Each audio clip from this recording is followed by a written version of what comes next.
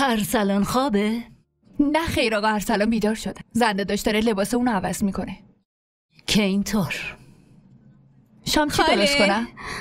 چطوری شدم؟ به به، ماشاءالله ماشاءالله، خواهرزادم خیلی خوشگل به نظر میرسه. خدا از چشم بد دور نگهت داره.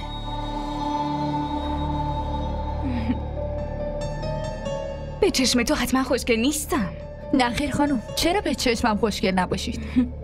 خاله لطفاً بگید غذای مورد علاقه فرهانو بپزن، حالش هم خوب میشه. آره چرا که نه؟ ماکارونی درست میکنه. به تارا هم بگو کمکت کنه.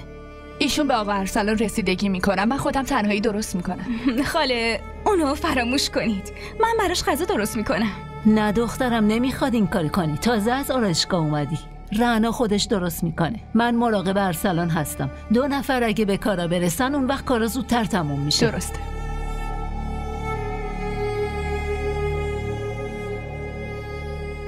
الان رعنا میاد و تو رو پیش مادر بزرگ میبره. باشه؟ تو کجا موندی؟ من خیلی وقته که اینجا منتظرتم. شما اصلا سیاست ندارید زنداداش. برین زنداداش زرین رو ببینید چطور خوشگل شده. همین الان از آرایشگاه برگشته. آقا بزرگ وقتی بیاد ازش نمیتونه چشم برداره. باشه بس کن. اینقدر حرفای مزخرف نذار، وقت منو تلف نکن. اینو بگیر. چند دقیقه نگهش دار، من برم شیشه شیرشو درست کنم. در کنار شیشه شیر درست کردم باید غذا هم درست کنید. اونم غذای مورد علاقه آقا بزرگ. خانم جان دستور دادن. با این سر و وضعی هم که دارید به دست غذا درست کردن میخورید. مگه نه آقا ارسلان؟ شما به مامانت یه چیزی بگو. چه مزخرفی داری بهش میگی؟ این از کجا میخواد بفهمه زنداداش؟ وقتی خودتون نمیتونید بفهمید، این بیچاره بچه است. شما آرایش نمیکنید، حداقل لباساتون رو عوض کنید. رعنا تو چرا اینقدر به من گیر میدی؟ شما خیلی ساده ای زنداداش، اون خیلی زرنگه. اون با حرفاش خانم جانو با ناز و اداش آقا داداش رو ازتون میدزده. فرهان که از اول مال خودشه، چرا بخواد از من بدزدتش؟ بریم آقا ارسلان، پیش مامان بزرگ میریم.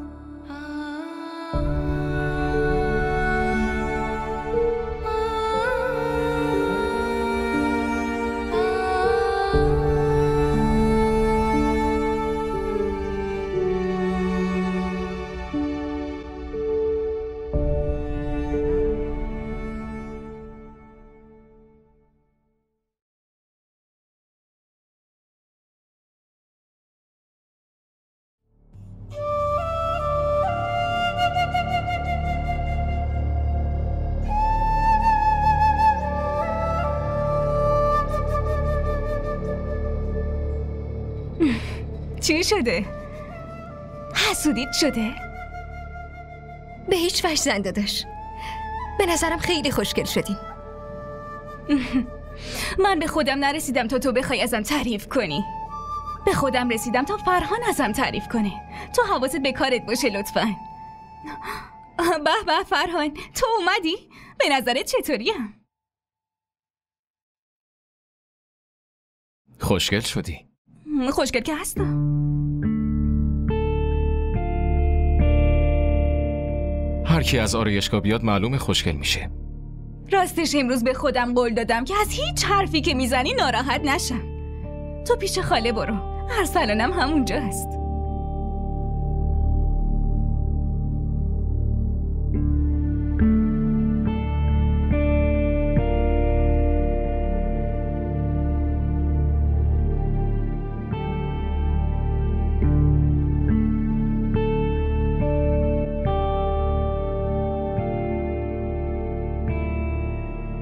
عروس کوچیک، زنداداش زرین رو دیدین چطور زبون میریزه؟ این زبون ریختن نیست.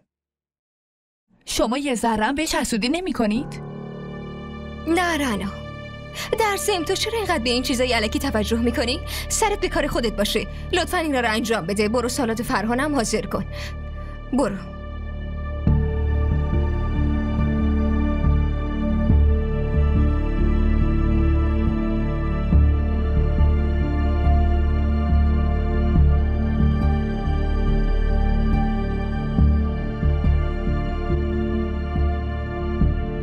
بخندید.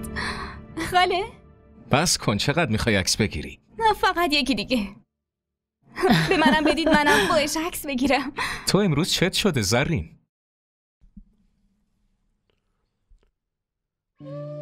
وقتی بچه رو بغل میکنم احساس میکنم انگار اون نقصی رو که دارم کامل میکنه. چرا خودتو ناراحت میکنی زرین؟ ارسلانم مثل پسر خودته.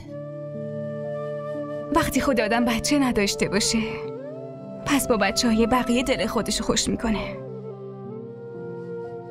اما شاید تارا خوشش نیاد که من ارسلان رو توی آغوش بگیرم. چرا؟ مگه تارا بهت چیزی گفته؟ نه، اون بهم هیچی نگفته. اون از دیوونه شدن من میترسه. اون میترسه که من یه بار دیگه به ارسلان آسیبی برسونم. دخترم، من بهت گفتم که همه چی رو فراموش کن. یه صفحه جدید برای زندگیت باز کن. حتی فرهان یه کاری کن. شما دوتا برای یه چند روزی برین یه جایی تفریح. مادر، فعلا که ممکن نیست. فعلا اینجا مشغله کاریم خیلی زیاده. وای پسرم، کارتم انجام بده. اما حداقل برای 2 روز. من میخوام که شما دوتا با هم وقت بگذرونید. باشه، من با شریکم حرف میزنم. آها.